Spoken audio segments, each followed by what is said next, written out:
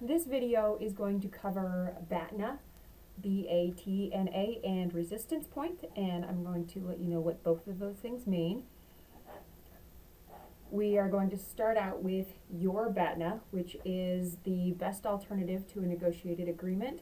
Before you start your negotiation, you need to have a backup plan in case you fail to reach an agreement with the other party. This is referred to as the BATNA, or the best alternative to a negotiated agreement. Each side will have a BATNA. The side with a stronger BATNA will have an advantage in the negotiation. The better your BATNA, the better an offer the other party must agree to before you have an interest in reaching an agreement. The better your BATNA, the more you can demand from the other party. But if you don't have one, the more likely you are to settle for a bad deal. So if you have to walk away from this negotiation, what do you have waiting for you? That's what this is. So if you have other offers, other alternatives, the option to do nothing at all.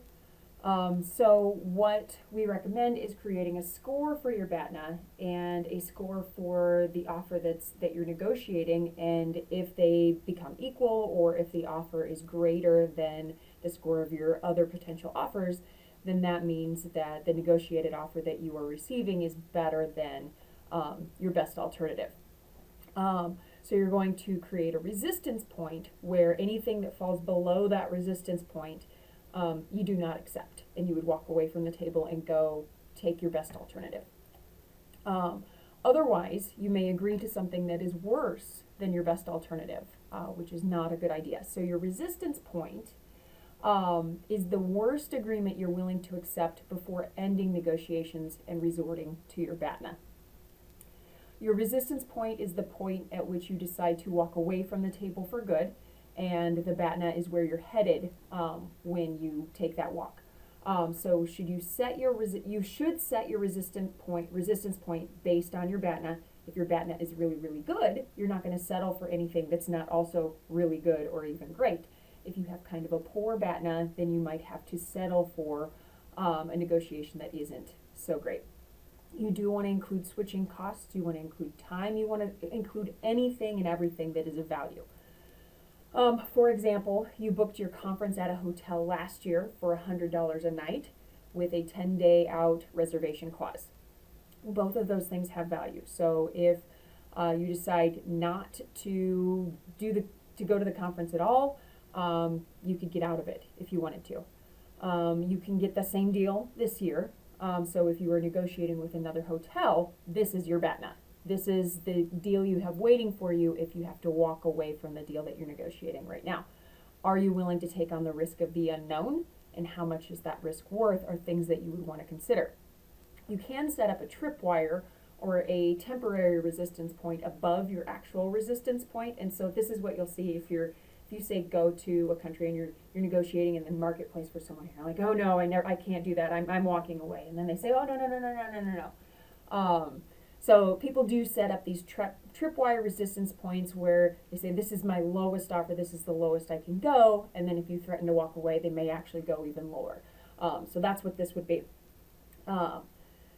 So when we talk about this in business, it's less of a like, we're going to do it right now, but you might say, okay, well, this is as low as I can go without having to go talk to my superiors. So that's how you would do that. So not only do you have a BATNA, the other side will also have one. So when you go into the negotiation, you need to try to figure out what that looks like. You're not going to be able to ask them, but you might be able to make some educated guesses. So if you are creating a scorecard for your alternatives and where your resistance point is, try to do the same thing for them. You are going to have missing information, and you're not going to have everything that you need to actually have this be accurate, but the more that you do this, the better you'll get at it. You can call other individuals that have more experience with this kind of thing. You can rely on your experience in the past with maybe the same person that you're negotiating with.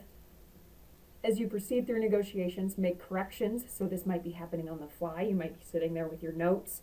You might think you know what is the most important thing to them, and you've given a really high score, but as you're going, you realize they're kind of playing that out, then it's not really all that important. So you're going to kind of keep a moving scorecard as you go through. So try to figure out what their best alternative is. It's good to know this before you walk into the negotiation room. And this is probably the biggest thing that I struggle to get across to my students, is how important it is to prepare ahead of time for going into a negotiation and the kinds of information that you need to get before you walk into a negotiation. So this is very, very important. The other side will also have a resistance point. You need to figure out what you think that might be. There are risks to asking them what's the lowest you can go. Are they going to tell you the truth? Are they going to lie? Are they just going to think that's a really awkward question? It's maybe a little bit weird. They may expect you to also then share your resistance point. Well, what's the most you're going to pay, kind of thing. So this gets into kind of a circular deal. They may expect an agreement halfway between the two resistance points. So asking a resistance point is a little bit awkward. You're going to want to figure out what your target is. Setting this up ahead of time will get you a better deal than if you just consider your resistance point. And we'll talk later in the class about what that is. It has to do with anchoring. So when you think about low numbers, sometimes your brain gets stuck on the low numbers. So you need to remind your brain that high numbers also exist, so you don't end up settling for a lower deal just because you've set that price in your mind. Also set so the opposite of your resistance point. What is your target? What is the actual point that you want to reach? So that will help you not fall to bias. Your target, so the highest that you want to get if you're the buyer, or the target, which is the lowest if you want to spend. So you guys are going to have opposite targets and resistance points, but try to consider both ends, and that's going to be your bargaining zone, is the space in between there. And if you've got, so you've got the buyer that has their points, and then the seller that has their points, and the points that overlap is where you can come into an agreement. Which is the zone of potential agreement, and I'm going to show you a little bit of a picture of what this looks like. So the seller has their reservation point. So this is the lowest I want to sell it for, because maybe it cost me however much, so I want to make sure that I get a little bit of profit. And then my aspiration, what I really want to get out of it, is over here. So this is my range here. The buyer doesn't really want to pay, they won't pay any more than this. They would like to pay this for it. So anywhere in this range here is possible, okay? So this is the zone of potential agreement, and then these little dots are probably where you would likely fall. Actually, I think I put those dots in there with an exercise that I did once. So parties are encouraged to aggressive aspiration target prices. So this is an exercise that we are going to do. So there are some things hidden on this slide that you cannot see. So that is all for now.